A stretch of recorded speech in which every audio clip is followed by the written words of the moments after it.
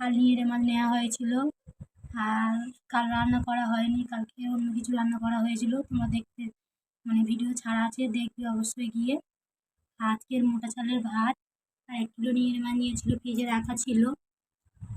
রান্না হলো আজকের নিংড়ে মাছ। এই মেয়েকে খাইয়ে দেবো নিংড়ে মাছ তরকারি দিয়ে ভাত। অনেক বেলা হয়ে গেছিলো, তাই একটু ভাতে করে নিয়েছি, আর বেশি কিছু করিনি আজকের। তাই দেখো আমরা নিংড়ে মাছ দিয়ে ভাত খাওয়াচ্ছি মেয়েকে।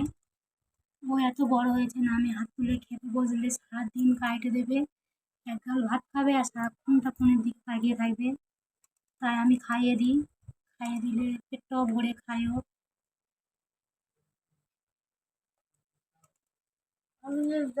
আমরা খেতে থাকি, তোমরা ভিডিওটাকে দেখতে থাকো, লাইক কমেন্ট শেয়ার করবে, অবশ্যই আমাদের পাশে থাকবে, চ্যানেলটাকে সাবস্ক্রাইব করে দিয়ে যাবে। বাই বন্ধুরা।